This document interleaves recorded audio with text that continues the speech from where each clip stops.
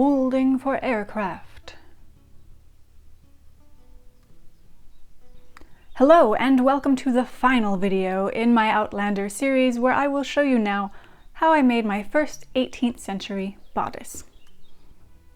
I actually still need to make stockings and have plans to make 2 more bodices in different colors and slightly different styles, but for now I am considering this project complete.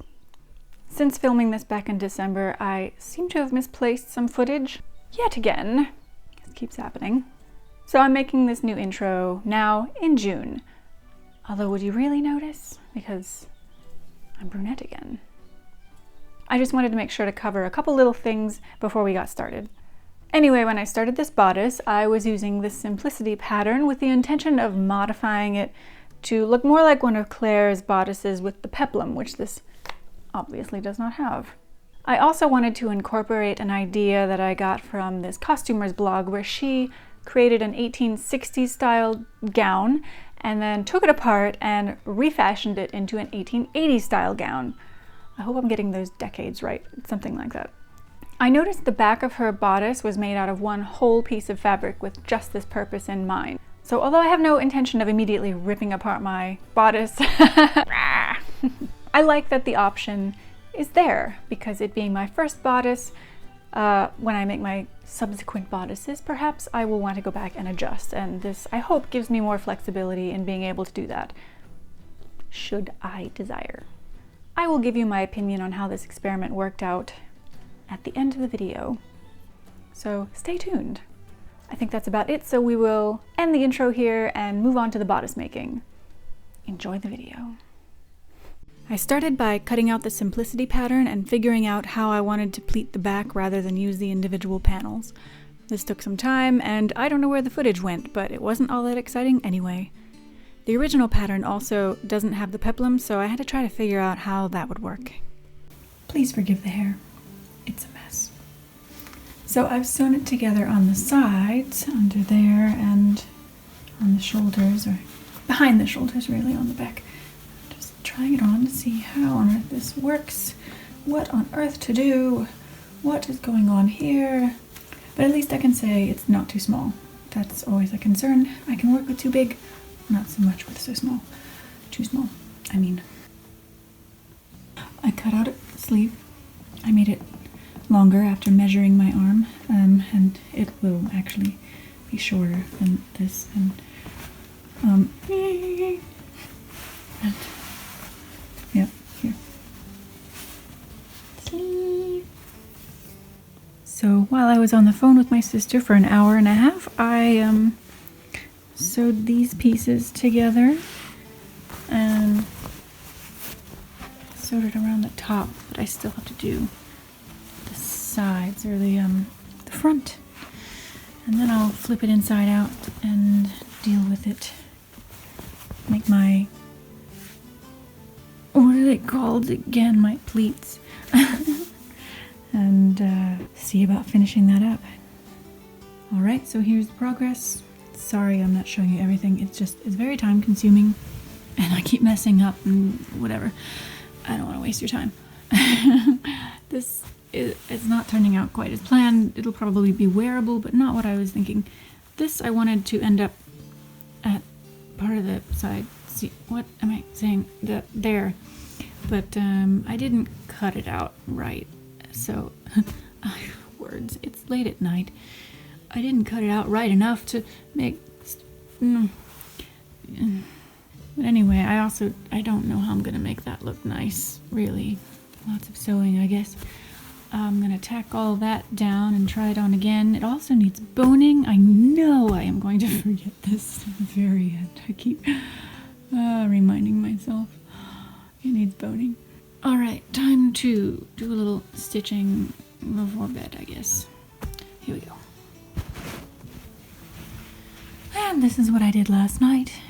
But, you know, I'm just not completely satisfied, so I went online, you know, to the Outlander group and got suggestions, and then downloaded someone else's pattern, which I am going to tape together and compare and adjust and do what I can, and then just basically probably use that for the next one I make. Though, oh, we'll just see how it goes. And here we go again. So, yeah, okay. I have to just undo all that stitching in the back because it's not tight enough. This is a pain in the butt. Alright, yeah. I kind of feel like I'm back at the beginning, but tell myself each step is a step closer to having a bodice. So now we're gonna... Why is it so much bigger? Seriously. That's so bizarre. What was the last thing I showed you? I really don't remember. This is just taking forever. The other pattern, the new pattern's working much better. I really don't understand why that first one was just so huge on the front part. Anyway, I have been sewing together my pleats in the back. Hopefully that is straight, because I'm not undoing it. Looks terrible on the inside, but at least it's, you know, fluffy and insulated, and no one will see it. But take a closer look. See, I've sewn it down, and now I'm double sewing it down, and I just have to do that. And then whatever comes next. This is so long. Oh, get it done, oh my gosh. Hello, it's Casual Friday. I need new slippers. I've been wearing them like every day for 3 months and they are wearing out. Anyway, let me go down here. I have not been filming my progress with this because this is how it's going. Oh my goodness. So I sewed together the linings, both of them, sewed one in, and I'm just stupid and it was upside down. So I'm like, oh, wrong one. I'll sew on the other one. So I did that without just checking ahead and sewed that on, and then same thing. So I realized I must have sewn them together exactly the same. So I had 2 left sleeves.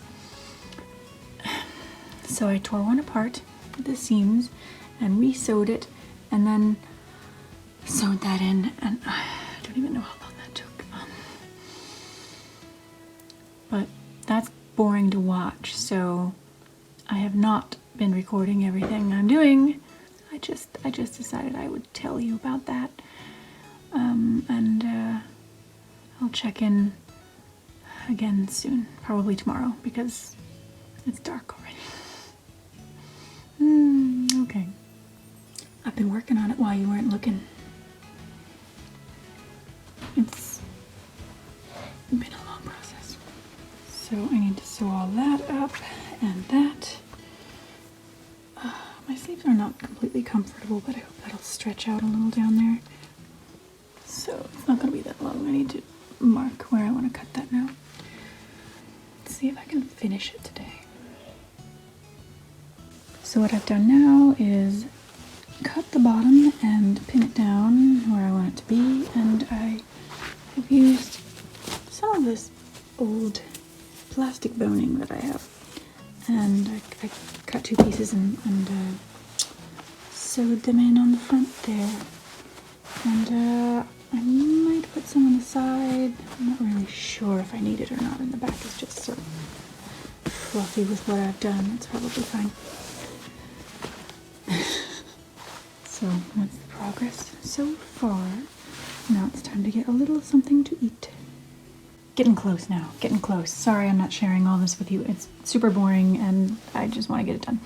I have hand sewn the bottom hem there, and now I'm doing the sleeve hems. Gonna do this one, and then I put on some little hook and eye things, or just the hook or just the eye. I haven't decided yet. Inside still's a mess, doesn't matter. And then, and I have to make the stomacher. It's basically done. I haven't sewn those on the inside. Turns out they're plastic. I thought they were metal and they're plastic, so that sucks, but, and ignore all of that, please. But, yeah. Next thing you'll see, I'll be trying this on with the zigzag lacing in the front but there's one thing still missing. The stomacher. Okay, this is pretty simple and self-explanatory. We're not going to waste much time here. I'm going to cut out 2 or 3 layers of that fabric in that shape, and then sew a bunch of channels in it with that needle and thread over there for this polyester boning right here in front of me. Now, I think all I have to do is wave my magic feather duster, and voila! We have a stomacher. And this is an extra piece that I cut out that I intend to embroider at some point and tack onto the front, kind of a removable decoration. But this is the plain version, all hand sewn, so prettily. So yes, this means I have an outfit that I can actually wear now. We are, for the most part, technically finished. So here's the final result for my first 18th century bodice. As for my attempt to pleat the back rather than sew it in separate panels, I don't think it worked very well with this fabric or design. For a bodice made from a lighter fabric and without the peplum, I think it could work well. But for my next wool bodices, I'll be using the second pattern I purchased on Etsy rather than the Simplicity one, and not pleating the back. Overall, for my first bodice, I'm pleased with it. And that brings us to the end of this little series. Thanks for tagging along. Now, please enjoy watching me put it all together. See you next week.